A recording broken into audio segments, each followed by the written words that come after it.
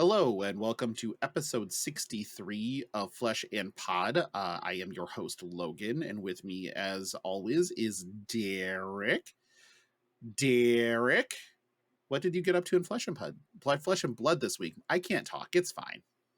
Yeah, well, I got up to Flesh and Pod, as you said, by studying on some of the things that we're going to talk about today, because there were some cool bits of information that were recently revealed. For once, it looks like we got ahead of things on the news cycle. Of course, I say that, and that means Yep, there we're will screwed. be massive breaking Yep. news tomorrow. But anyway, we'll get into that in a moment. As far as Flesh and Blood goes, I have actually been focusing on trying to sort things to prepare for Outsiders release, because I know that I want to try out some of the new toys I'm anticipating getting. And so I am using this as an excuse to force myself to sort things. I had two tables that were just covered with stuff.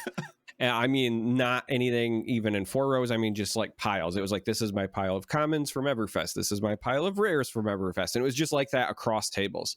So I've been slowly sorting it, and I've actually decided I might even do like a short YouTube series that I'm literally considering calling Sorting It Out, where I sort cards for 10 minutes and just talk about Flesh and Blood stuff on my mind as an excuse. Listen, as an excuse to force me to sort my damn cards, because I hate doing it. So if I'm like, all right, if I can just like do it as part of a project, I'll actively do it.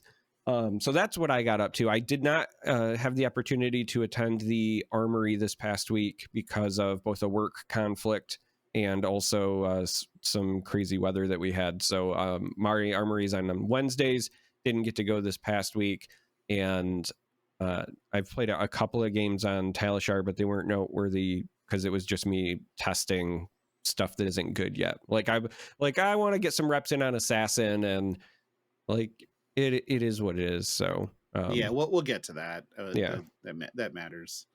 I kind of did a lot of the same things you did. I've been actively tearing apart all of my CC decks and getting them back into the set binders where they belong, and then understanding I have duplicates of so many cards, or like triplicates or whatever, like 2 play sets, sometimes 3 play sets. Like, how many times did I buy that card, or did I just open it? Like, you have the I don't opposite know. problem that I do. So part of the other reason that I'm sorting is like clockwork. Every time I want to build a deck, I say to myself, yeah, I got a play set of that, right? And it's something I should probably have a play set of. And then when I go to build the deck, I don't have it somehow. I don't know if I've loaned it or I've misplaced it or whatever. I just never have it. And it's not the stuff you would think it would be, right? Like, I know I have a set of surgical extractions. Thank you, Keith from the Realm, because he helped me hunt those down while we were in Indy. So like, I know I've got all of my Majestics covered, but I don't have, and this is part of the whole sorting thing, I don't have cash-ins that I want to do at least test, right? Something I should have, but I don't. The last time that I was missing cards, I was missing red choke slams. You remember that? That was at another Brawl event where I was like, hey, for some unknown reason, I just don't own red choke slams. Another time I was trying to play test a Viserai deck, and I only owned 3 blue mauve skies. I didn't own any yellows or reds, which tells me I probably loaned my playsets out at some point. But anyway, my point is, every time I think to myself, oh yeah, I've totally got a playset of those, I don't.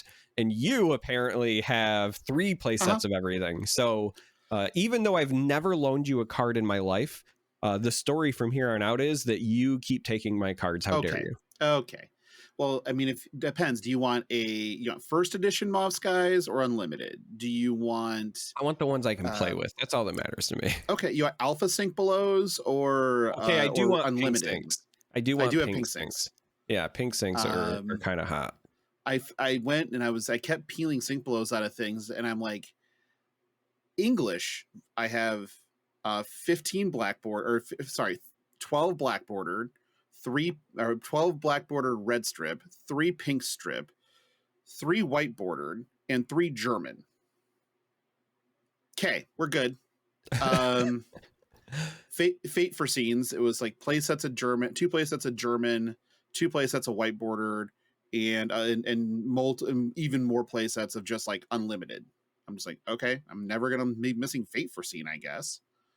And so I was just like, God, okay. And then I started hitting Majestics. I was like, oh, right. Okay, so I have this playset of Rouse the Ancients. Why do I have this second playset of Rouse the Ancients?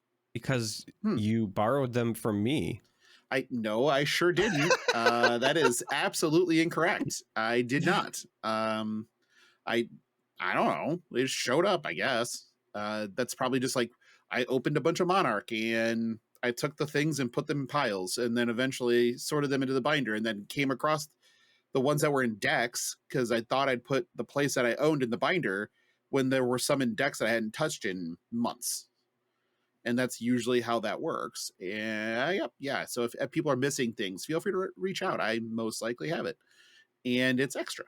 But I also played in my armories. I wanted to obtain the reverse cold foil spiders bite, so I had my cold foil spiders bites with my cold foil Arachne, and got that taken care of on night one, because it was Blitz. Kasai and I are best friends.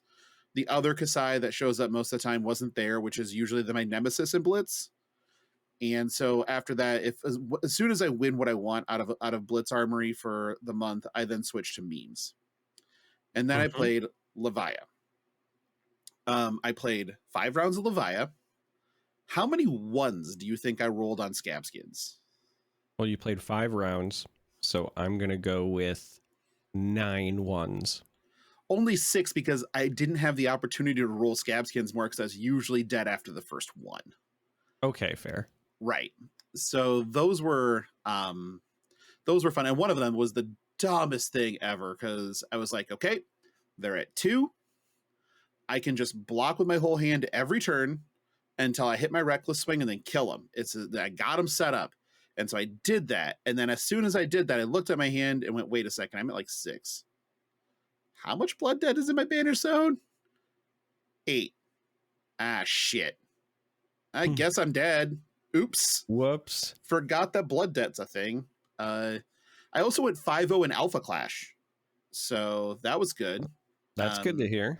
Apparently I'm already feeling how the game mechanics work and how to set up the different. I played all 5 different colors as monocolored decks. They were brought by Ridge Kiley, hashtag no free ads, to Game Castle for people to hashtag no free ads to try out as a demo day. He had taken, because the demo decks themselves are sort of lackluster. They're smaller versions with very basic things in them. However, when you flesh out the colors, they're much more interesting in what they can accomplish and what the game plans are for the colors. And also, like, though they're built around green and black, and those might be the most vanilla of the colors, at least in this first base set anyway. Yeah, which again makes sense for the starter demo stuff. But yeah, so once I got to play the other 3 colors, I'm like, okay, here's where the interplay all is, and that's more what I'm looking for in the game. So yeah, I did that. That was fun. So people who are interested in Alpha Clash, if that's you, great. If that's not you, fine, I guess. But it does needs have to be you. How dare you be interested? I'm interested. I said so. Yeah, Jesus, not again. And so that was so that was my week. Really, it was pretty laid back. There's absolutely no reason for me to be playing CC ahead of Outsiders. The Realm event, I believe, is release weekend of Outsiders, so Outsiders is legal for that event. So brewing ahead of that to play in that event right now isn't much. And on top of, until we get more cards, obviously, because then the brewing can start. Then Blitz, I'm not playing any other real events, a larger event, until then. So the next thing I'll play is going to be CC with Outsiders legal and pre-release. And that's really it. Otherwise, I'll be in filming the show again from Arizona, like I did last year. I'll be in the sun with beautiful mountains in the background and pissing off my co-host because, why wouldn't I? I'll just be here in cold Michigan with active shooters. How dare you? I mean, you're just describing America at that point. I mean, I'm describing America, but also basically, yeah, yeah. the Midwest right now, like as we're recording. But it's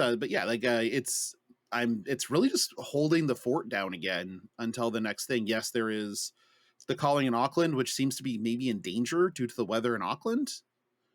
And I hope everybody's safe there. I really do. If you are listening, we have a very high New Zealand listenership. So, I mean, comparatively to other countries that are outside of the US. So, stay safe, our friends. Like we definitely feel that we know what severe weather events are like here. We do live in the Midwest, and we get pummeled by things on the regular basis, and it's never fun. So please be safe and reach out if you need anything. To this, be safe, make good choices, and then also when things calm down, hire me so that I can move to New Zealand and escape the nightmare American hellscape that is America. Yeah.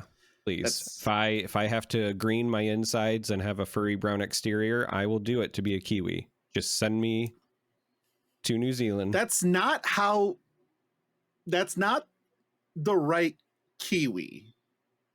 Don't judge you know me. that, right? Oh, okay. Yes, of course I know that. I don't know if you fucking know that. Like, I mean, we haven't been friends that long. Sometimes you... Yeah, but at what point in our friendship have I given you the idea that I'm that dumb? I mean, dumb, sure, but that dumb. Yeah. Okay. All right. There's only a couple of people that I've met through Flesh and Blood that I would ascribe potentially believing that to. Let me put it this way: which one of us has asked an actual New Zealander if they have Christmas? For fuck's sake! Okay, that was me. I will own that.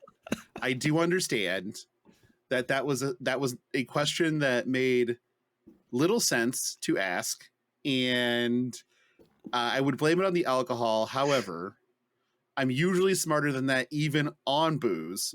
So, okay, I'll own that one. But I've never said I only eat birds, which is a low bar. Don't get me wrong. Yeah, yeah. But it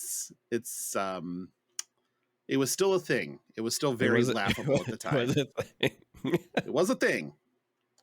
But we have Outsiders cards to talk about. We did not talk about what was revealed at the Calling Indie because we just had a fuck ton to talk about already. And so we decided to move that discussion to today. And then got rewarded, which is completely weird. We never get rewarded ever. And we got rewarded by the stealth drop on the Judge blog, and we will get to that when we kind of go through the cards and talk about things a little bit more. But let's start with some cards. We got the different what are they, ailments, diseases, whatever they're called, out of Outsiders, so out of the pits. I think it's an affliction is the there we go. Terminology, right? Because that's what Frost Tax also qualifies as, is an affliction. An affliction, sure. I can say that they're called auras on the tokens, not afflictions, but that's 6 1 half dozen the other. Yeah, so we're just gonna kind of go down the run. I was gonna say it's still when you like donate though, right? So like frostbite, yeah. Well, I guess frostbite you donate, and that's just an aura. But I know that Frost Hex is very specifically got like an affliction sub tag, because channel doesn't, because it's an aura on your side, right? But Frost Hex, other channel, Bleak Expanse. Oh, Channel the Bleak Expanse. I don't remember if that one does. I just remember the only reason I even remember is Frost Hex specifically has affliction is because Thaw can allow you to destroy an affliction. Like that's how they tied the two together. So if it wasn't for the card Thaw, I wouldn't even remember this. But I know Frost Hex does. So I don't remember if the Blood Rot Pox or any of those technically had affliction. They might just be auras. But they're just auras. Yeah. They're token auras. Yeah. But we're gonna start with talking about Blood Rot, because I don't know, sounds dope. That's my favorite of the bunch. I think it's either that or Inertia. But Blood Rot Pox is, so we got Spike with Blood Rot, which is just a 1 cost for the red. I'm guessing it's a rainbow. Block 3 attack reaction, assassin attack reaction, where its target attack action card with stealth, we'll get to that, gains +3, and when this hits, create a Bloodrot Pox token under their control. And then Bloodrot Pox is at the beginning of your end phase, destroy Bloodrot Pox, and then it deals 2 damage unless you pay 3 resources. That's a lot. That's a lot of resources. And I if you have a way to get design go of this. agains, if you have a way to get go agains on stuff, you can actually get multiple of these under their control and make their day sort of havoc. Talk about the design. Tell me why you like it. I mean, I like this for a number of reasons, but I like it thematically because I think there's a couple of different ways that you can approach assassin as a class, right? So in my mind, you can go for something that does like a lot of preparation and then does a lot of burst damage, right? Like you lie in wait and then you pounce on somebody. Think, you know, a rogue from World of Warcraft. But also, if you've ever played rogue from World of Warcraft, there's also like the poison build. And so I really like that this showcases a different way you can feature like the idea of your traditional fantasy assassin class where you just poison somebody to death. And given what we've seen from Arachne thus far, where a lot of his attacks, if I'm being honest, don't really wow you from the damage side, I think adding on hit effects, excuse me, I'm doing that thing where my brain goes faster than my mouth again. On hit effects like Blood Rot and some of these other tokens that we're going to cover here in a moment, I think are what he needed, because it's that like I needle you to death and maybe it's only 1 damage, but that 1 damage also represents potentially like 2 more or you lose a card, right? And it's got to be a blue. That's the thing that also stands out to me, is that this is a very draining, you know, Blood Rat Pox token in terms of either damage or resource. Now, I also like it from a design standpoint because it's not like it's arcane damage. You don't have to change equipment. You don't have to add in things like Arcane Barrier. So when you start talking about this being a draft set, a limited set, the way you plan around it is to just run blues, right? So it's something you can kind of just do naturally in the deck building. But also, I like it because it's one of those things where you can choose to kind of ride that edge, use your health as a resource. So ultimately, this puts a lot of decision making, I think, on both players. And I think once we get to the constructed side of things, it's going to put a lot of decision making on players and maybe make them even like rethink how you approach deck building. Do I want more blues to deal with Blood Rot because I can't just like jam some new special equipment in all likelihood? Now, granted, there are plenty of reveals left. There might be equipment that helps to neutralize this. There might be items, right? We might have like antidotes or whatever. Wouldn't surprise me. But I just really like that this is something where you're having like a game within a game within a game, right? You're going to have the deck building portion, then you're going to have the navigation of the game itself. Do I want to deny the on hit or not? And then once the on hit does trigger, then it's, do I take the damage or not, right? So these kind of like multi-level things, I think, really open up the decision trees. And card games, whenever you're showcasing skill, it's always you present a player with choices, and then if they make the right choice, they're rewarded. And this is something that I think design wise has a lot of opportunity to do that. So that's why I'm excited. This is one of those nerdy design things that I like want to gush over. The other reason that I am a huge fan of this, and I mentioned this in Indie, this card art is gorgeous. If you haven't seen it, take a moment, Google it, look it up. It is as wonderfully grotesque as you imagine it should be, and in cold foil, because the tokens that they had were cold foil, like double-sided. The Realm had one that was Blood Rot on one side and Frailty on the other. Both of them looked beautiful in cold foil, but the Blood Rot in particular was like just eye-poppingly awesome. So that's the other reason I'm super jacked for this. So we're going to take a slight detour right now, because you brought up something that is near and dear to my heart, and that is the art in this set. We don't even have that many cards, and it is fucking epic. It is Spike with Blood Rot is literally somebody taking a knife that looks like it's made out of a spine or ripping the person's spine out, dealer's choice, and they are just bubbling with this pox. It is grotesque and awesome.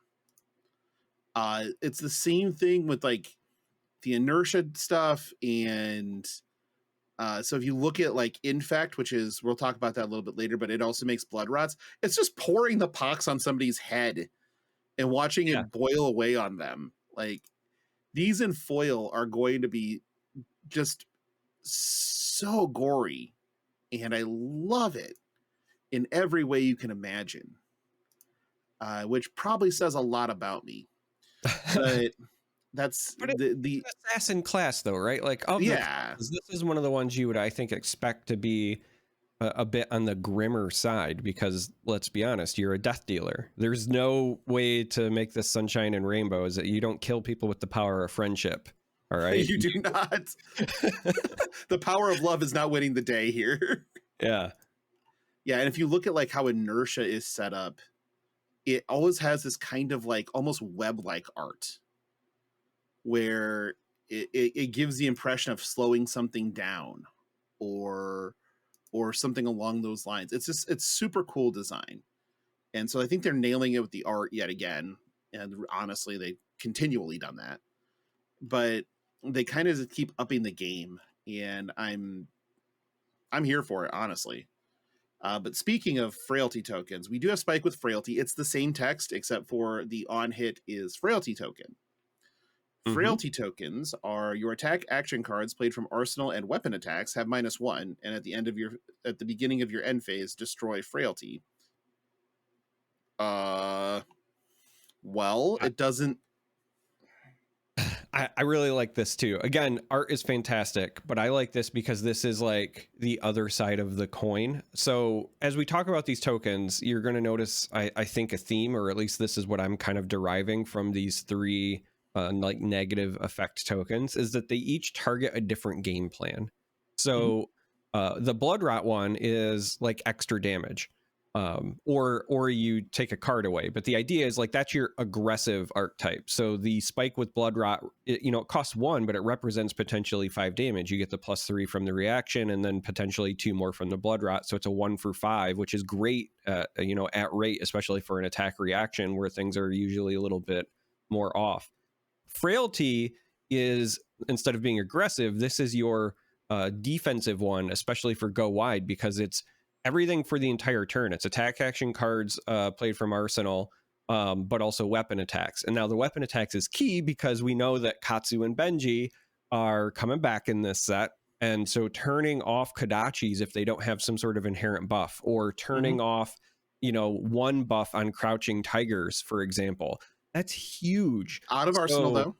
Yeah, well, out of arsenal, sure, but like it's such a big effect, right? So I think that this is going to have a place in limited, and I think this is going to have out of arsenal also hits the ranger stuff too. Like, yeah, that's also pretty massive.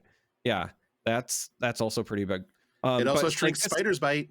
This has that right, spider's bites ones as well. So like this has that defensive side. So blood rot has your damage. This has your straight, like, I'm reducing damage. And then the third one, when we get to it, is what I consider like the anti-combo piece, and you'll see why. So you're having something that is like offensive, defensive, and then like your anti-combo. So they're kind of covering 3 different archetypes so that you can, build accordingly. And I adore it. It's really good. And then the one you're talking about is Spike with inertia. Again, same text. But this is an inertia token. At the beginning of your end phase, destroy inertia, then put all cards from your hand and arsenal on the bottom of your deck. Yeah. So this is the text of one of the ranger cards, or one of the ranger arrows too. Yes. And Seek and Destroy, is that right? I believe that's it. I can look it up while you're talking, but I believe that's the one. But yeah, this does that same thing where it's depriving an arsenal, or if you've blanked their turn in another way where they can't actually play their cards, those cards just go away and they're left with a 4-card hand. So it is Seek and Destroy. However, the one key difference is Seek and Destroy is discard and destroy, whereas inertia is put on the bottom. So obviously that matters for fatigue reasons, but No one plays Fatigue. It's fine. Yeah, But that's not a viable archetype whatsoever right now. no one would ever do that. No one wants to subject anybody to that type of gameplay. But in this case, it's put them on bottom, which does matter, but it's still the denial of cards, and that is huge as It's far as denial momentum of swings. cards, and so this is why I was mentioning the combo thing, right? It's also really big into decks that have what I call setup costs. So Like when you Icelander? think about like Icelander, right? You're getting rid of the arsenal, but also combo Bolton, channel mount Heroic if you're stashing that away to wait for when you get the Earth card to pitch or wait for a better turn. There's a number of decks, that are either on the cusp of being good or are currently good that this actively messes with. So I'm a big fan of this one as well. All three of these tokens, I think, open up a lot of design space, and I can't wait to see the rest of the set. Yeah, design space here is quite key. I'm very glad that these do have a keyword on them as far as requiring stealth. But we're going to talk a little bit more about that, but I'll get into the reasons that I feel that way. But all in all, I think that the design space here is phenomenal. And you have so many options, because if, like, let's say you attack with, let's talk about these now: Infect, Sedate, and Wither. These are all 0 for 3 in red, so these will be rainbows, 3, 2, 1. Block 3s, which, okay, I love me a good block 3. And they have stealth, so they can be pumped with the spikes, and they have the text of when this hits, create the tokens. So as an example, if you attack in with Infect, 0 for 3 on hit, create a Bloodrot Pox, and then you hit it with, or you pitch to attack react with Spike with Bloodrot and Spike with Frailty, you get 2 Bloodrots and a Frailty on them. That's a lot. Like, that's a shitty turn to deal with. So this is going to start feeling like Warrior, like playing against Warrior, where you feel like you almost always have to overblock or die.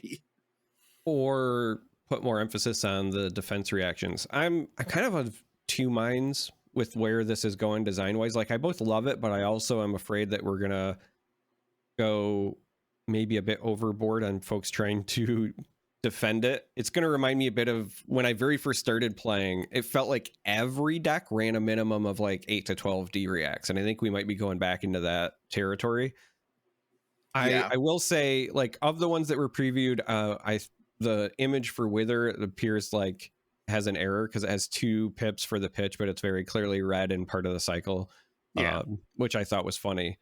But the other thing that stands out to me, and this is something that I've been pondering about, right? I like what we're seeing from the tokens. I like what we're seeing from stealth. Again, I hate to keep saying we're going to get to it, but I promise we will. But what I keep coming back to is, how is this going to tie into the contracts? Because right now, our existing pool is very contract heavy, but more importantly, perhaps, is the fact that our equipment is also kind of contract dependent. So either we're going to get new ways to create silver, or we're going to have to find ways that interact with these stealth cards that also ends up in silver being created, because otherwise that equipment ends up not being in use. And so I'm just trying to find, or maybe you have to run a hybrid of the two. Maybe it's X number of contracts and X number of stealth cards, and then how do you solve that deck building puzzle? But this is what I've been thinking about the most, and why I started sorting my stuff. I wanted to be prepared. I'm dying to play Assassin, and I'm trying to figure out how you piece this puzzle together. And I do suspect we're going to have different ways to play these classes, meaning I expect an Arachne to be different from an Uzuri or Yuzuri. I don't know which one is correct yet, because we haven't got the pronunciation. But is it? Yeah. Is it on the website with the phonetic? Because that's what I was looking for. They've used Japanese phonetics for all names so far, so I'm going to assume they're going to do the same thing. Okay. Because that's what I was waiting for, because I always mess up Levia and Levia. Yeah. So now I always wait for the website just to be certain. But anyway, I expect there to be some differentiation between them, but I hope that they're also not like completely siloed off. And so I want to see how they can kind of like commingle their card pool a bit. Yeah, so let's go over the last assassin card really quick, and then we'll just move to the stealth portion of this because they go together. The Mhm. last one is Death Touch. This one's fucking bonkers to me, and because the text is just like, okay, okay. I will say it only blocks for 2, so it's already something of a disappointment. How dare But it? how dare it? It is a 1 for 6 though. Okay. Can't be played from hand, so only arsenal, or if there's a way to play it from banished, something along those lines. When this hits a hero, create a frailty, inertia, or blood rot pox token under their control. That's some text. Yeah. Because it's whatever is most relevant to your matchup. This is a Swiss Army knife card. And that leads me to believe that when it comes to playing, and it's also a ranger card. So This it is yes. Assassin Ranger. This is Assassin Ranger, and this has something else that immediately stood out to me for both of these classes. The 6 attack is very relevant for these classes because these are not ones that natively have many illusionist phantasm poppers.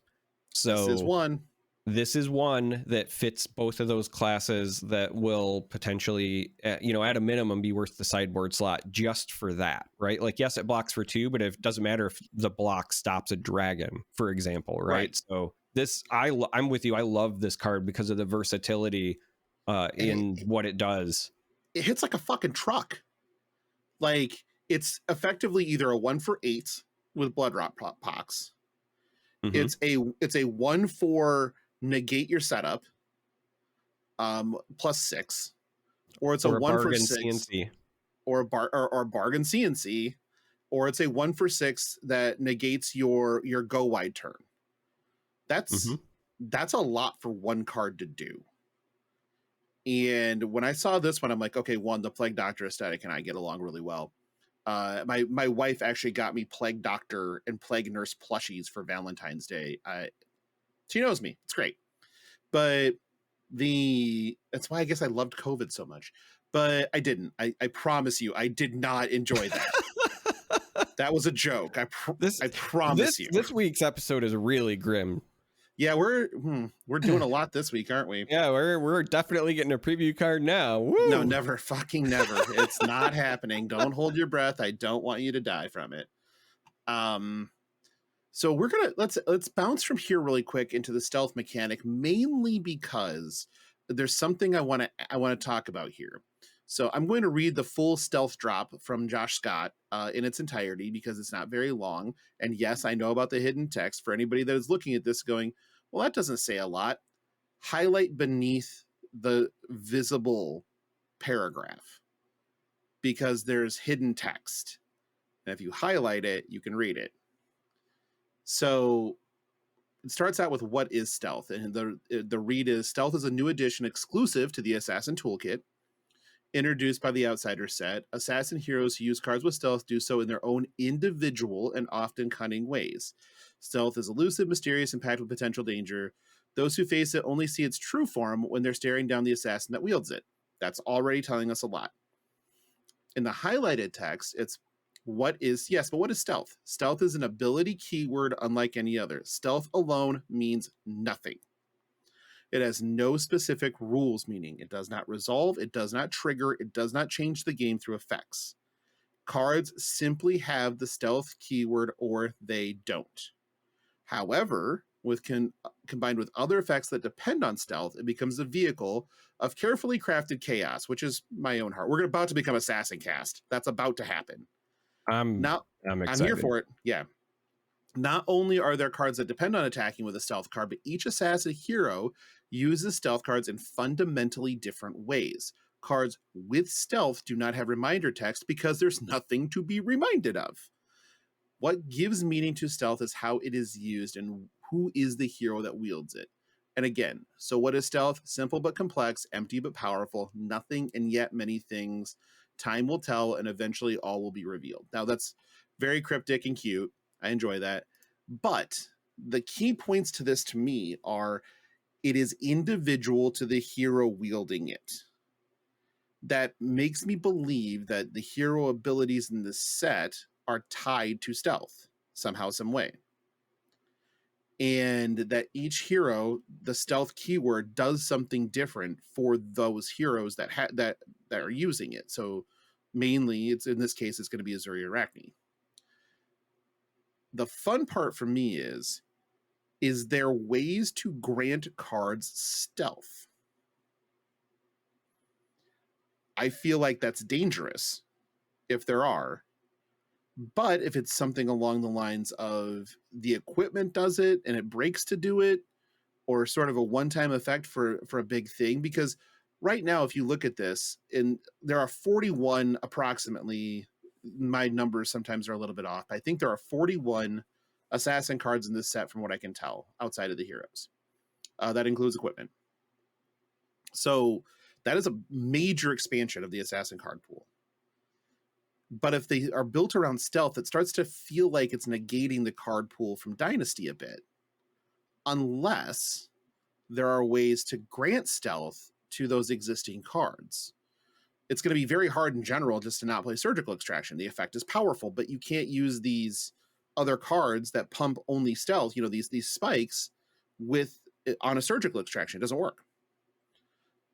Do you think they're going to go down that road and give us the ability to grant stealth to cards? So I don't honestly know. My initial knee-jerk reaction is that they better. That's what I hope. So I was kind of alluding to that before when I was saying, like, how do you piece this puzzle together? How do you find ways to blend the two archetypes, the two card pools? And I think that's the cleanest way to do it. I've joked a few times that I feel like a chest piece that can grant stealth, call it the Cloak of Invisibility, is where it's potentially going to be. And the reason I say chest piece, it could also very well be boots or gloves or whatever, but I say chest piece for a couple of reasons. One, Cloak of Invisibility is just like a neat, iconic style of thing. Also, it gives you pause, right? Because I think all classes should kind of have that moment where you say, do I run Tunic or not? And it shouldn't always be like a clear answer. And maybe it's some for some matchups and some for others. And so I think if you wanted to really make it fit the contract archetype, but still also allow you to play some of these stealth interactive cards, the way you do it is you say it's a Cloak of Invisibility that has one armor, just like the boots, just like the mask, and just like them, it's a attack reaction. Break and rebuy it. Break.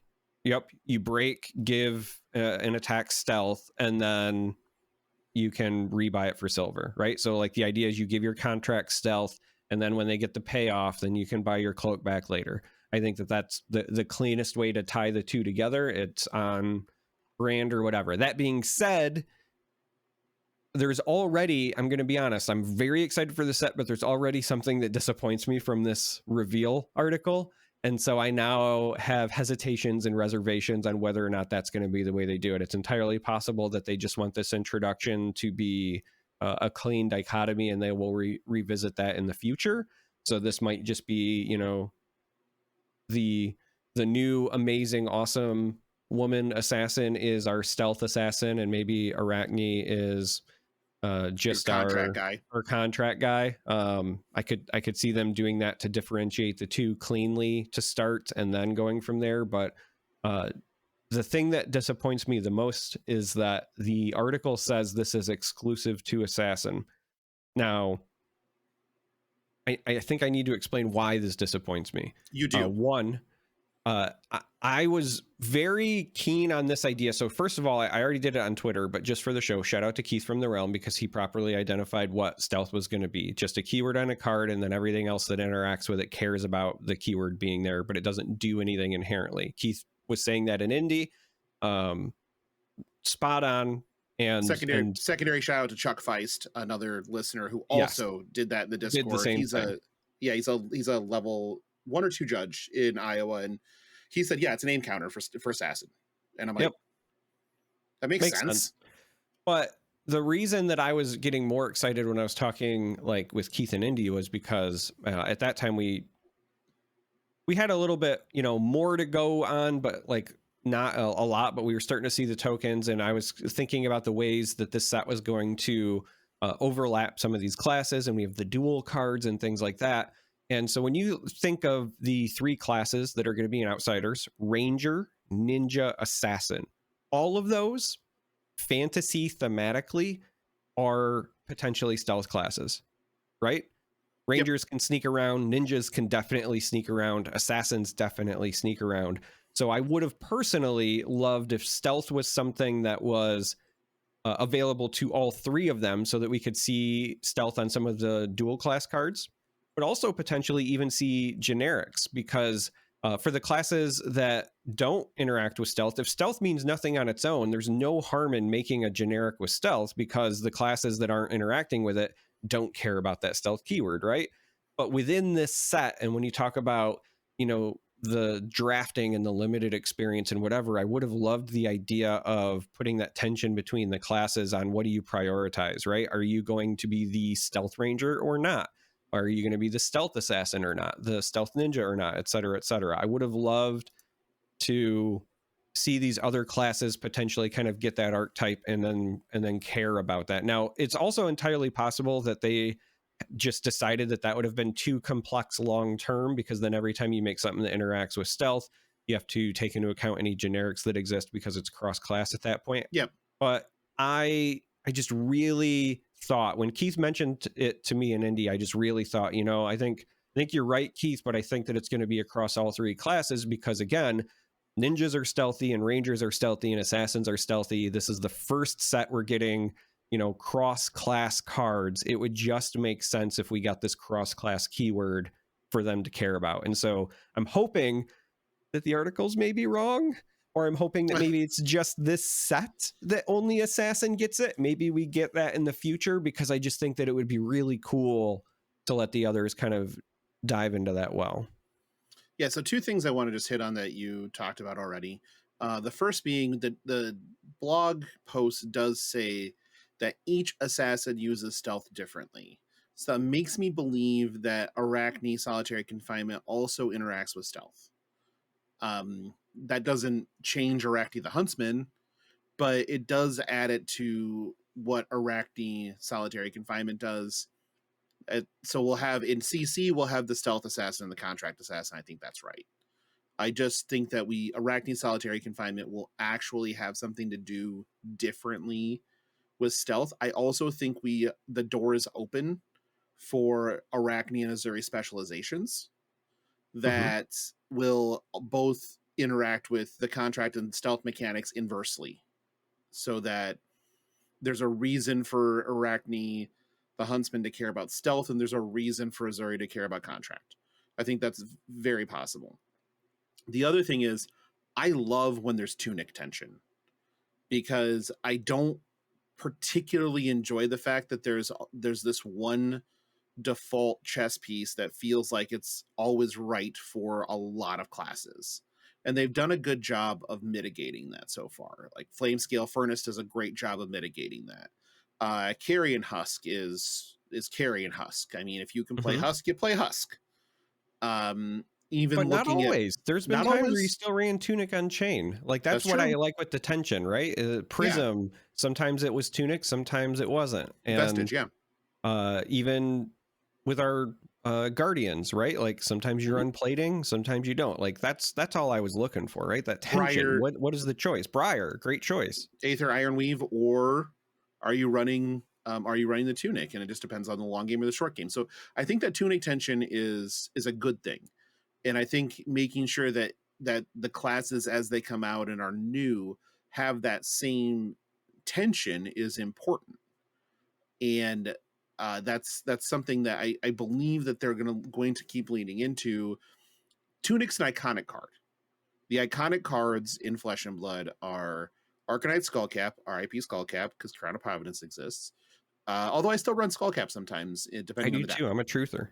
Yeah, I am a Skullcap truther. And the Earth is round, though. I want to make sure that we can go ahead and cross that one off. But they are Skullcap, Tunic, Art of War, CNC, and Lightning Strike. Right? Those are your 5. Those are your icons. They're all generic, and they formed the basis of early CC in almost every way, and all of them are still played to a degree, Skullcap to a lesser degree because Crown of Providence exists. But I believe that creating ways so that those iconic cards are still playable, CNC is never not going to be playable. It's 2 for 6 on rate, blocks for 3.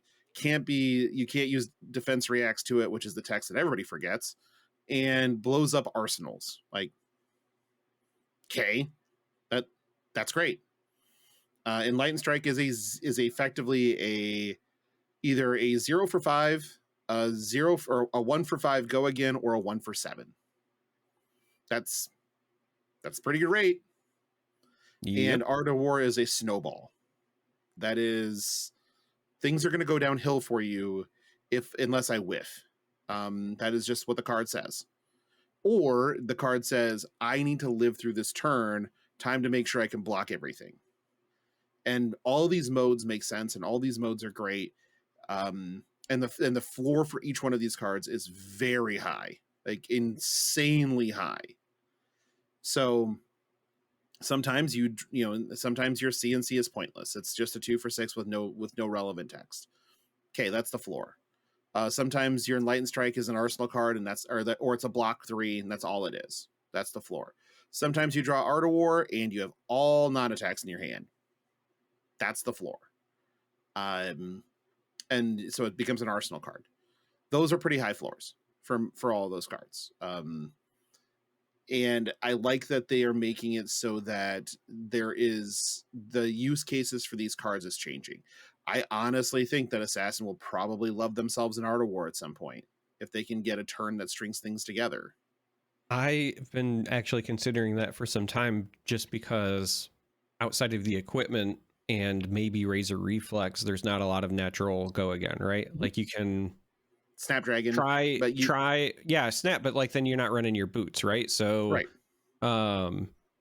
I've really felt like Art of War was gonna, at least for aggressive ones, I think that's the biggest problem, is that like right now Arachne as he exists is actually best as I think a slower build to make use of the 3 blocks and to make use of the kind of pseudo mill mechanic. He's actually I think much better as a fatigue. I don't think he's like a good one. I'm just saying, like, of the 2 ways you can play him, I think the one that you'll find more success is the more grindy one.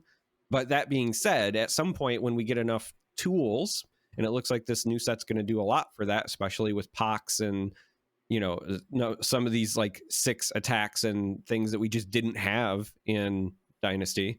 I really feel like Art of War will be worth a much greater consideration at that point. Yeah, you have to remember that right now, though, like Arachne's card pool is shallower than the Mississippi gene pool.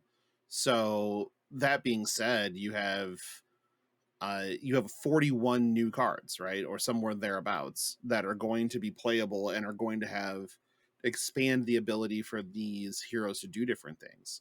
So I really believe that I hope to hell that there isn't something super pushed. I hope that like Blood Rat Pox is not just the single best thing that we've ever seen.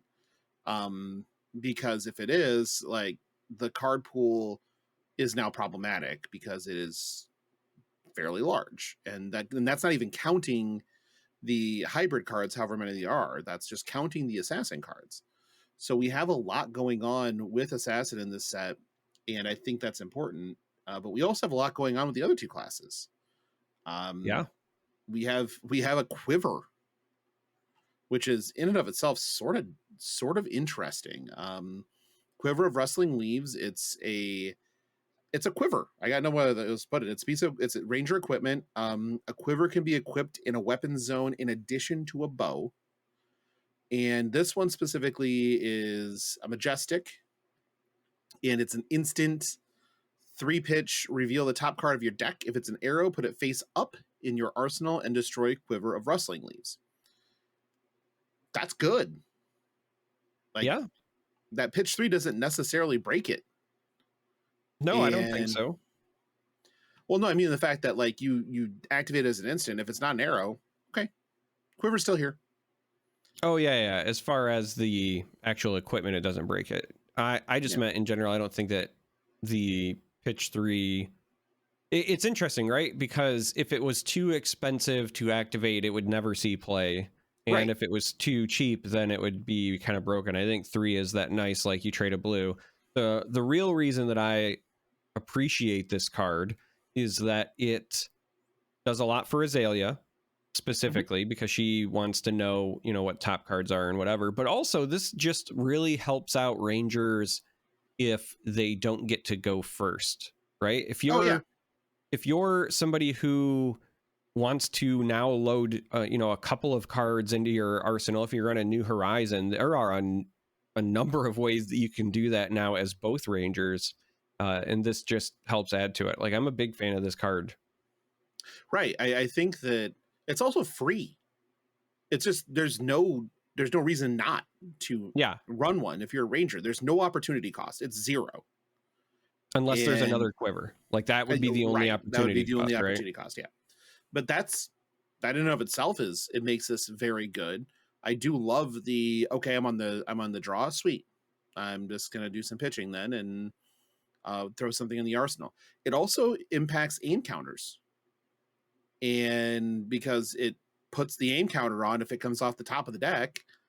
Yep. So aim counter ranger, if there are other things happening in this set with aim counters again, we could be back down that path Oh, I think where we will be for sure. I absolutely, especially since the conversations that we've had about Sandscour Great Bow and how it's supposed to be good, and so far it is not. So far, Right. I think it's going And to have a coming out party at some point. I think this is like tip of the iceberg, or iceberg. Iceborg, yes, it's the Yeah. cutest of the Listen, card. resistance is futile. You will run the Sandscour. We Tip of will the iceberg. fucking tip of the iceberg. We're running Sandscour Great Bow. But I agree that I think that this is going to be. I think that this gives us a hint that aim counters maybe become more prevalent and may be more important again. Right now, they kind of are underwhelming. I've tried it in CC. I've tried it in Blitz, and I'm like, I could just be doing anything else. It's probably better, which includes playing a different class. But if we can make these things work with Great Bow and Quiver or Great Bow and anything really to make game counters relevant, then that's going to do something. Drill Shot's already a card. That thing's a pain in the ass. I really So love the potential of a mental standoff. So I want you to just kind of like envision this scenario. You've got a Rune Blade going first and then a Ranger going second, right? Rune Blade looks at their opening hand, decides it's more of a setup hand. So they pitch to their Grasp of the Arknight, and then they pass priority because they want to move to Arsenal. Ranger looks at their hand and they're like, well, man, they didn't attack me and I really want to filter my hand. So I'm going to activate Quiver, but I'm going to overpitch on purpose to get some of these junk cards out of my hand and then also throw something into, my arsenal. Or let's just say, you even just pitch like one card. Let's just say even you pitch the blue.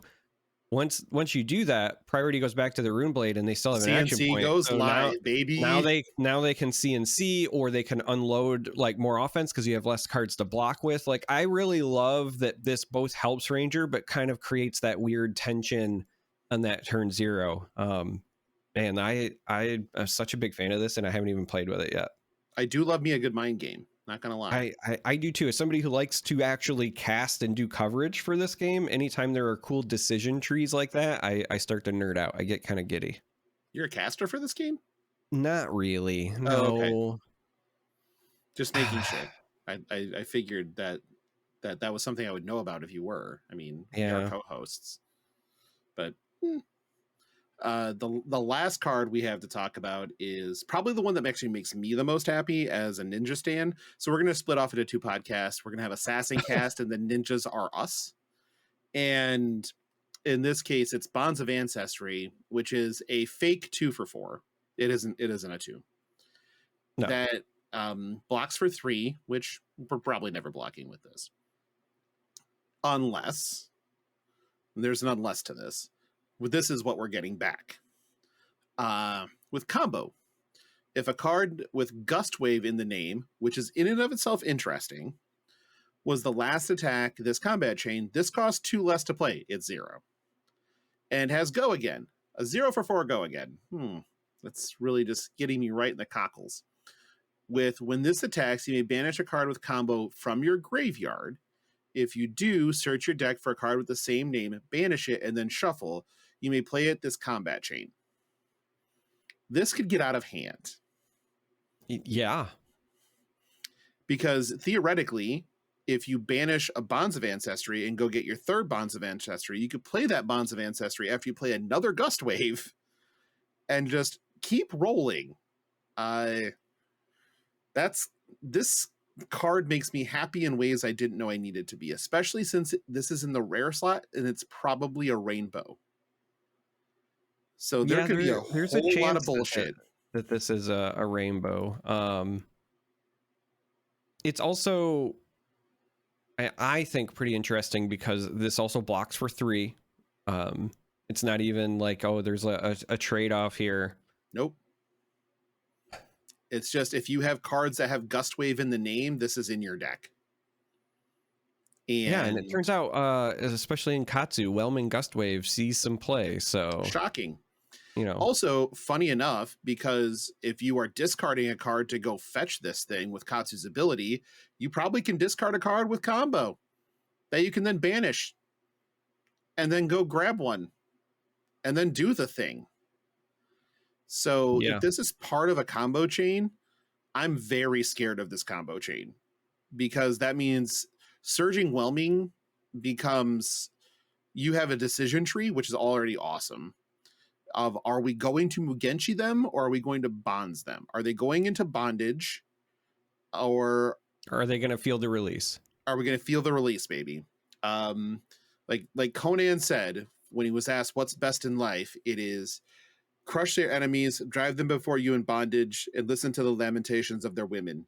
And this is all those things in one card, and that makes me happy. So I kind of like that Katsu is slowly becoming Ninja Kano. And what I mean by that is, Kano has a lot of the, like, I reveal the top card of my deck and then I have to decide, what is the line from there and how do I navigate this, right? Mm-hmm. And then you keep doing that over and over on your combo turns. And I feel like Katsu is slowly approaching this build, whether it's, the Crouching Tiger stuff or, this new Gust Wave potential line, where you're gonna start a combo, and then between Katsu's ability where you can tutor for things and this Bonds of Ancestry and whatever, you're gonna have, Zach Galifianakis trying to do the math in his head, gift style, as you figure out, okay, what is it, what do I want to search for? What's the order, right? Sequencing matters because of the combo cards and the names, and I could totally see Katsu end up becoming like this insane to pilot but incredibly rewarding combo deck, and I'm here for it as somebody who has covered a lot of card games. And if you are one of the rare people who knew me back from the Elder Scrolls Legends days, combo decks back then were some of my favorites. I have one video on my YouTube channel that's like a half hour of me explaining the basics of a combo deck that you used to pilot back then. Shout out to you, Nick Sox. So yeah, like what's the complicated part here? It's Dracula on 4, MODOK on 5, Swarm, whatever you drew on 6, discard Apocalypse. This is simple. Yeah, for Marvel Snap. Oh, different game. Sorry. We're not a Marvel Snap. No podcast. More Snap and Fap. God damn it. no more Snap and Fap. And apparently after this week we'll probably hear the same thing about Alpha Clash, even though I'm telling you, I don't care. Like, people listen. Like I said, I'm a Detroit like cop. I'm RoboCop, right? So you will play Alpha Clash. You have 5 seconds to comply. 4 seconds. That's just the way it's gonna go. Or you'll have your dick shot off. I'd buy that for $1. I'd buy that for $1. Dude, that little side bit in RoboCop, it gives me more joy than anything. Like, yep. for the last 25 years of my life or whatever, I've been saying I'd buy that for $1, and it's such a small bit of that movie. I But don't know it's why so it captured me. perfect. It's so perfect. Like So 35 years of my life. I mean, Christ. Because it's like 88 was, or 87 was RoboCop. Well, yeah, I mean, right? it came out, but like I was like trying to quickly guess, and I was also trying to factor in like not. when I like was when I was old enough to watch it the first time. So I repeat, I saw Full Metal Jacket in the theater when I was 6. RoboCop wasn't shit. So yeah, my parents we couldn't afford to like see movies in theaters, so oh sure. I watched Sorry for my- RoboCop. Sorry for my lower middle class upbringing. Yeah, no. So like I remember very vividly. I was at one of my grandparents' houses who lived in a trailer, and it was on VHS, and so Everything was on VHS though. Yeah. We do have listener questions this week, and they are kind of beefy. Beefy. Yeah, beef supreme, one might say, if we're making references to movies. First one's from Iron Mag 44. Okay, so Logan, with your feeling towards the current meta, pretty established, and how things are going competitively, do you feel yourself taking a fab break or no? Also for Chandler, beautiful, by the way, because that's actually Chain's given name, if you didn't know. When do you take a break from hobbies/activities, and do you see them being beneficial? So I'll go first. No. The answer is no. And a lot of that reasoning is if I stop, I will stop doing this. And if I stop doing this, I will slowly probably feel myself fade away from the community at large. And that is something that I will not do. I can hate this game. I can despise this game. Playing this game can give me no joy. And I will still talk about it. I will still O1 drop events to go hang out and play Cube. I will not be taking a break. And the reason I won't be taking a break is because of you fuckers, because I enjoy being a part of this, whatever this is, too much. And I also believe that any time away from the game is also time away from how I can do this and feel like I have anything to say. So no, I won't be. And even when I want to take a break competitively, I will still be playing. I just won't necessarily be trying to play it in the calling or battle hardened or level, but I will always play anything that is, local at all points in time. And so skirmish season, I'll play local skirmishes regardless. Yeah, I guess that's me. Derek, for your question. When do you take a break from hobbies and activities, and do you see them being beneficial? All right, so a couple of things. One, if you want to play some casual multiplayer formats, I saw this really cool video the other day. Video. It was like 5 new ways to check out multiplayer for Flesh and Blood. It's pretty good. Should look that up. I might even put in the show notes. You never know. I also really appreciate the Chandler reference, because I've only ever been told I look like 2 celebrities in my lifetime, and Matthew Perry, when I was in my 20s, was one of them. So the fact that it's Chandler and that's who he played on Friends just kind of kills me a little bit. Who was the other one? Was it Arquette? David Arquette? David Arquette is the other one. Yep. Those are the 2. In my 20s, I was told I looked like either one of them. Former WCW champion David Arquette. Yeah. Yeah. So when do I take a break? When life forces me to. Like, that's the honest answer. I have a full-time job. I have a wife and kids, and then I have like other content work that I do even outside of the Flesh and Blood stuff. And so I have things that force me to take a break. And then in doing all of those things, I'm constantly at a point where I have more things I want to do gaming related than I have time to get to it. So like my list of things I would like to do is so long that I almost never have that like feeling of burnout. If I do, it's not anything to do with the game. It's more to do with mental health and my own chronic depression, if I'm being entirely blunt and honest. So I don't tend to like take breaks, like purposeful, like, hey, I'm going to take a break from Fab just because I already don't get to play it enough in my mind anyway, right? Like I wish I could play more. Yeah, that's my answer for me. I would say anytime as far as like taking a break being beneficial, or when do I think they're beneficial, the answer is when you stop enjoying yourself. I think one of the things that people lose sight of with like kind of card games in general is that you don't have to treat it like it's a full-time job. No. And I know that there are definitely some people who, you know, make money from this, right? Obviously myself as a caster, people like Flake who do commentary for this and other games, you know, that's a means of income. People like Michael Hamilton who quit their job to you know, seek the dream and do things professionally and then just like win every event. Like, right. Look, I get it, right? But that is like the sub 1% of us. That's the thing I think we often forget, especially those of us that are very active in the community. The reality is for most people, it's a game and it's meant to be fun. And I'm not saying that you shouldn't take it seriously and you shouldn't want to improve or whatever. I'm just saying you don't have to be hard on yourself. It's okay if you're not having fun to just go do something else and come back to it. The game's not going anywhere. I would encourage you to do with your limited time on this planet the things that make you happy.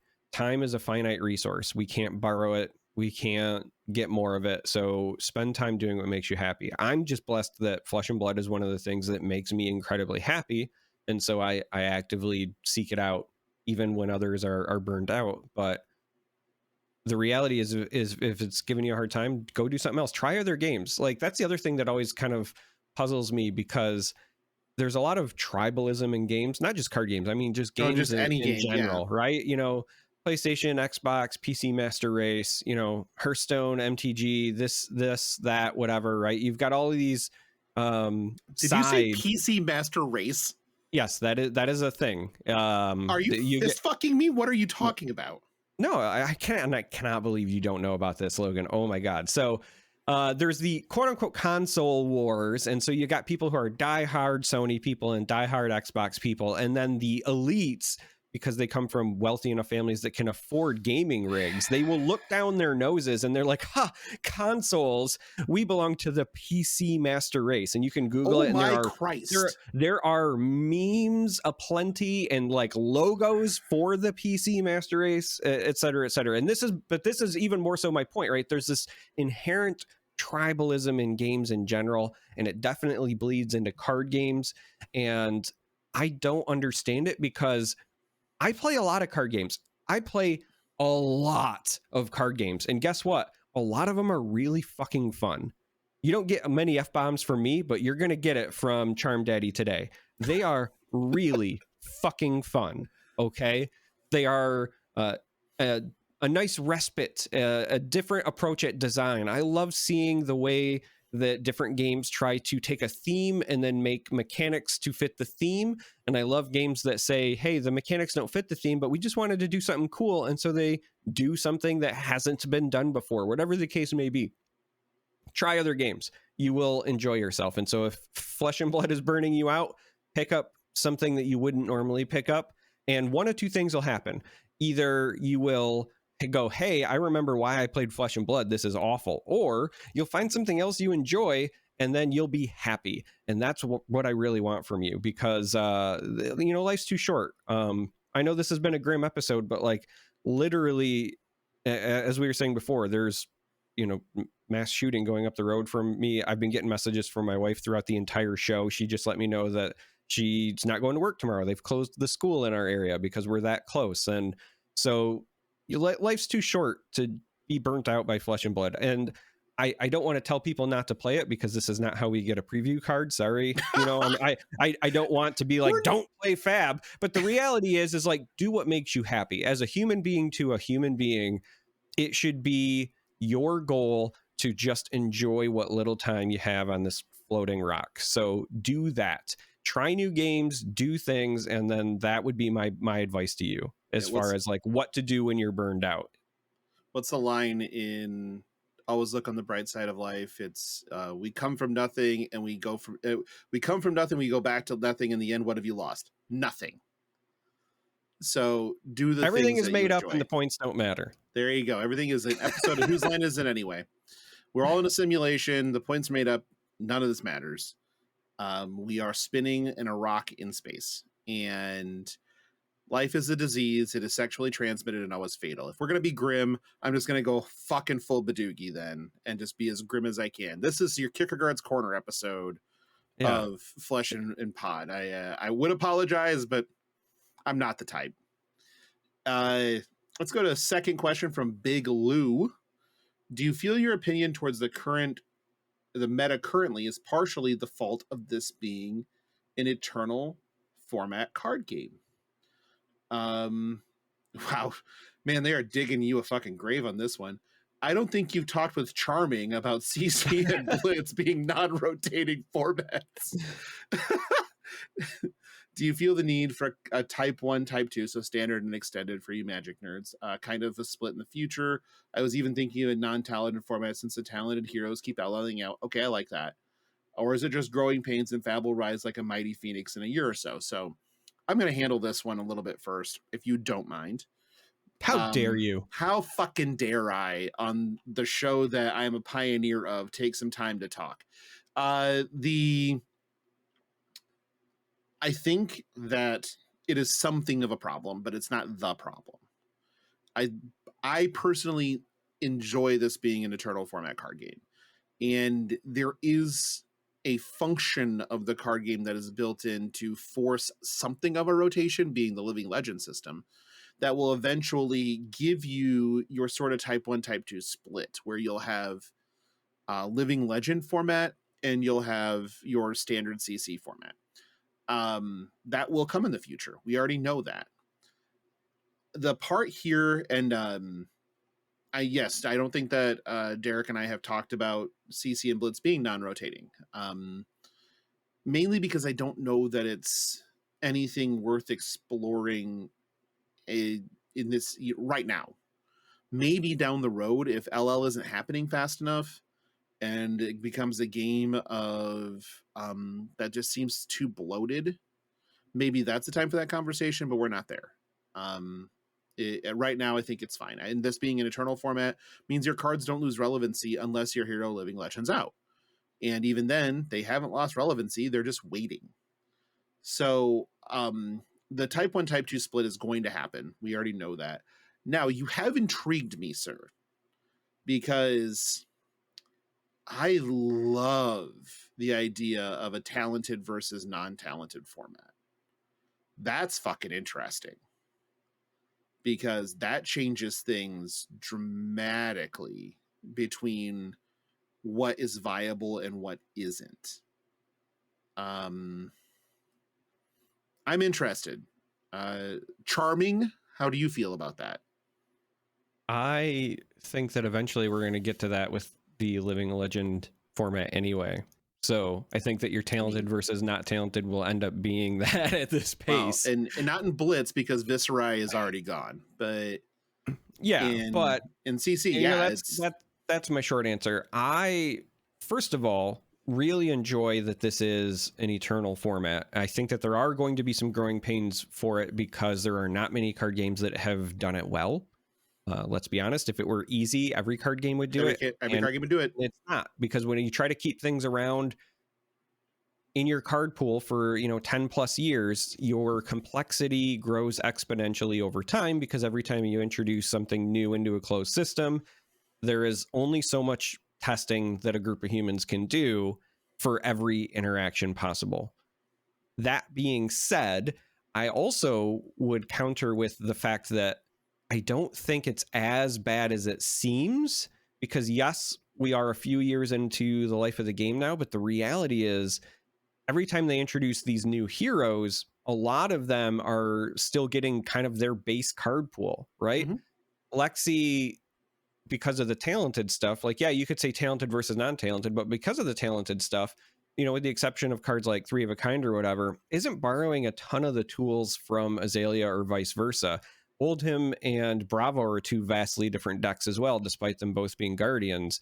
And then when you look at cards that have been introduced later and their impacts on heroes, like you can say like, Bravo has gotten better over time, but the reality is that while he's gotten better, his playstyle really hasn't changed much. No. Bravo at launch was you played a lot of blue pitch block threes and you had some big dominated attacks. And if you play today, you've got some different blue pitch block threes and some different attacks that you dominate. But for the most part, it's still kind of the same thing.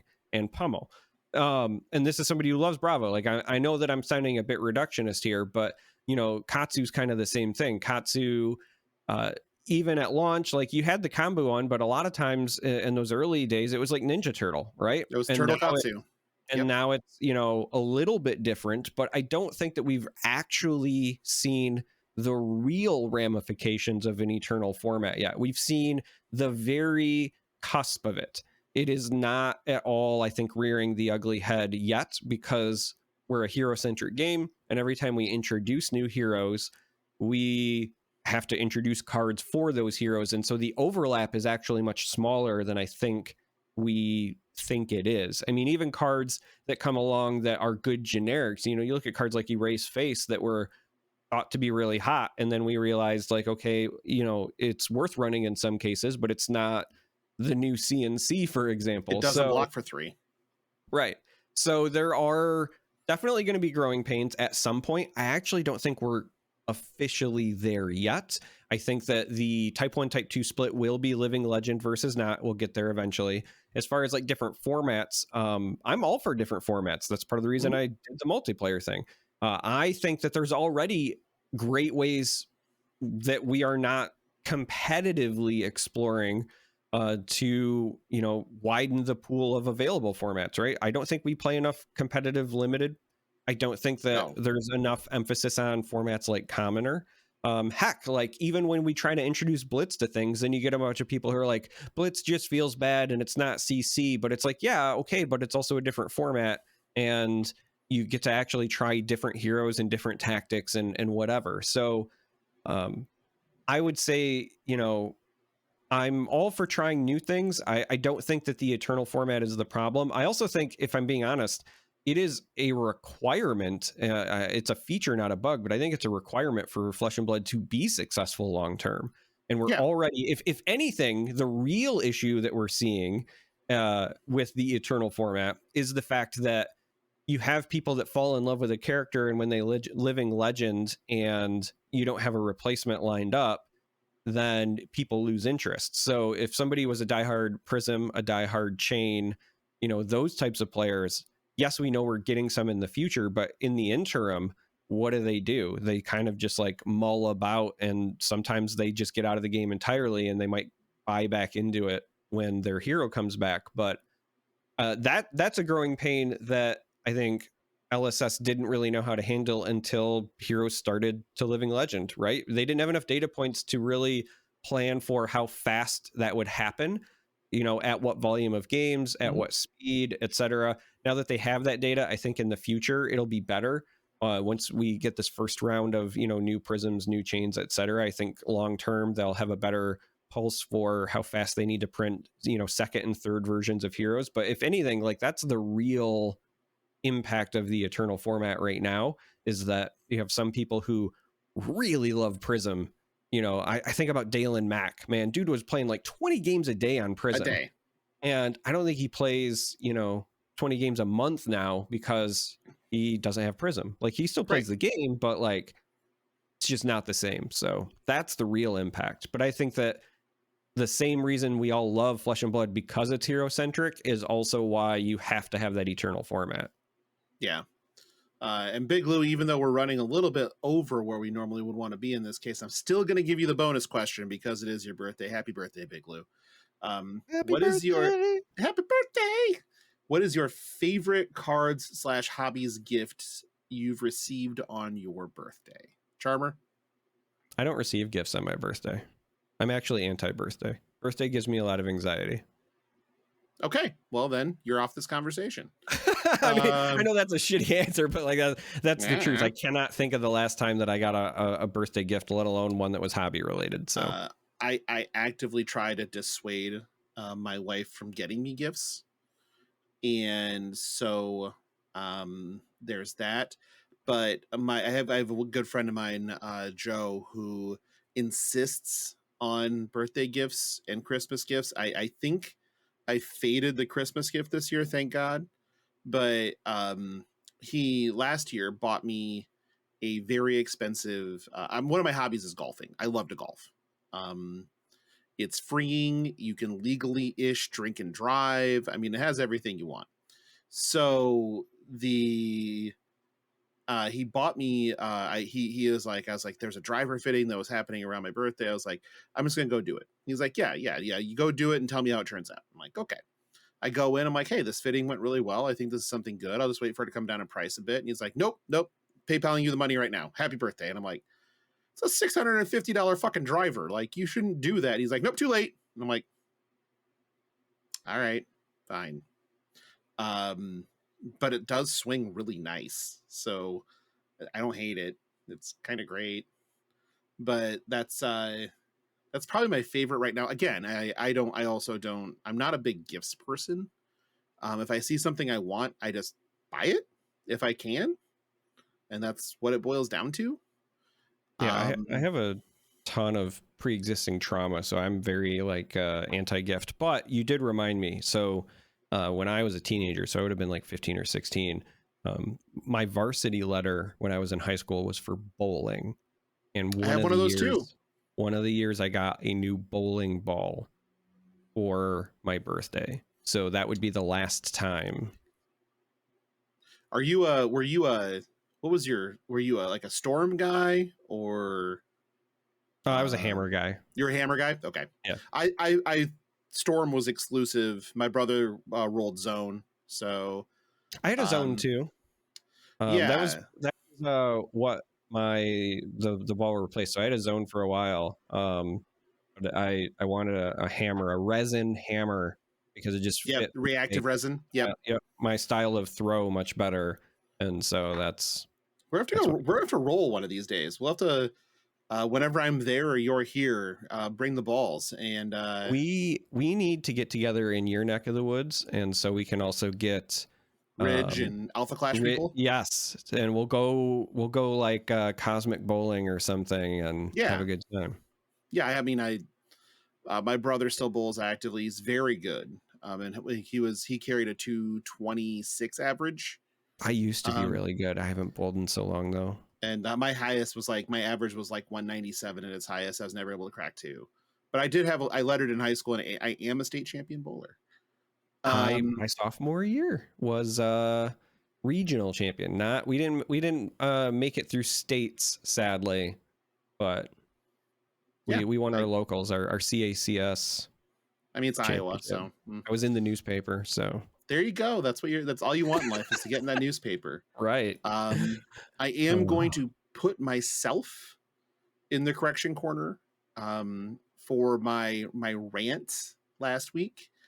I inaccurately assigned some blame to MTG Melee, and people with connections to MTG Melee reached out and let me know that, one,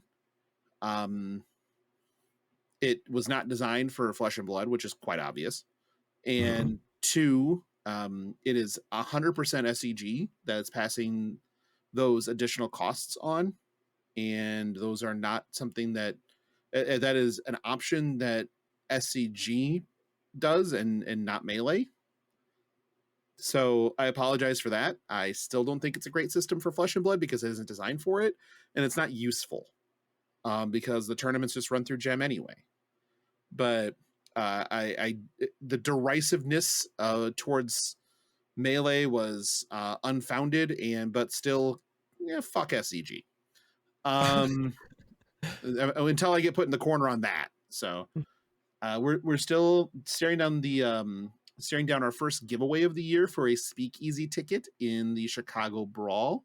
The contest will be announced on Twitter probably the same day as this episode, where you will need to follow at FleshPod on Twitter, like and retweet the contest post. I will say this. There's one person that not only got the reference last week when I discussed the soliloquy from Love Be a Vulture Tonight, but they went and adapted the adaptation from the movie Mallrats and sent it to me. Now, I'm not one to see something and immediately laugh. It usually takes time to marinate. I'm not quick to humor. That was not the case here. Nothing has hit me this hard since the incomparable Rhodey Berg's Throat Goat Certified video, which if you have not seen, it is a delight, and I believe it is still in the announcements on our Discord. So that is already an entry, but I'm going to try to do something separate for that entry because it is in sort of a class on its own. So please do like and retweet the contest post, follow at FleshPod. We will be announcing it on the 228 show.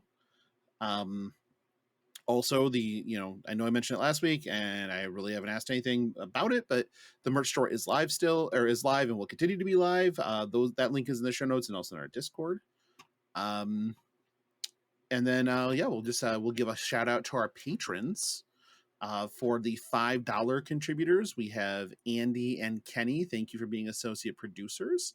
For our executive producers and up, we have Chris, Nick D, Josh, Mike B, Popo Mike, Teague, Ed, May, Philip, and Taylor. If you are interested, you can go to patreon.com/fleshandpod. You will see the 4 tiers that are available to everyone there. The rewards will be changing soon. I'm working on the next playmat and we'll have it hopefully up with the samples shortly. And so existing patrons who have been on that $25 tier the whole time, you don't have to do anything else. You're just going to get one. But also there are going to be some changes to the $10 tiers and $5 tiers. So please be watching out for that. Otherwise, you can find us at FleshPod on Twitter. You can join us in our Discord. That link is in the show notes. You can email us at fleshandpod@gmail.com. LSS, that's towards you in case you lost our preview card. Charmer, where can they find you? You can find me on Twitter at that Charmer, but you have to actually know my name to get there. On Chandler. YouTube, YouTube and Twitch, it's just Charmer. I'm also I like on Instagram and TikTok. I don't post a lot on those, but I do technically have an account, and every now and then I surprise myself. So all over the place. I'm also in the FleshPod Discord, so that's a great place to catch me. I have my own Discord if you want to do that sort of thing as well with a Flesh and Blood channel. I'm everywhere and nowhere. You really are. Yeah. You're kind of like crabs. You just spread. Want to become a crab, so like a crustacean? Sure. Well, more like a lobster. You know, lobsters technically can live forever. Yeah. Go on. DNA has these like telomerase caps at the end of them, and so when your cells replicate, they degrade over time in humans, and it's one of the reasons we experience aging. But in lobsters, like, they don't deteriorate, and so they can just live forever. In fact, the only reason they die of old age is not because of anything to do with the structural breakdown, but it's because they have to create their own exoskeleton, and it gets to the point where it takes so much energy that they kill themselves trying to create the new one. So like, if they could just figure out a way to keep growing, they theoretically would never die from old age. And there's a lot of research and whatever around it. So anyway, maybe fun, maybe not so fun fact, but yes, I would like to become Mr. Lobster. There's a friend of ours that says that if you're learning, you're not losing. And I guess I'm a winner today because I did not know that going into today. You can also find me on Twitter at Logan Peterson. Yep, I'm still talking shit. That's all I do, and I got nothing else. Otherwise, you can find me in the Discord as well. Talking shit there too. I guess I don't know that I do anything else. I think I just talk shit. When you do So something well, you just keep doing it. you should do what you do well as long as you enjoy doing it. I think I figured that part out at my age. That do the things that you do well that you enjoy. And in my case, talking shit. That's kind of what I do. But if that's all we got, I think so. Folks, let's go ahead and we'll talk to you next week. Bye. Bye.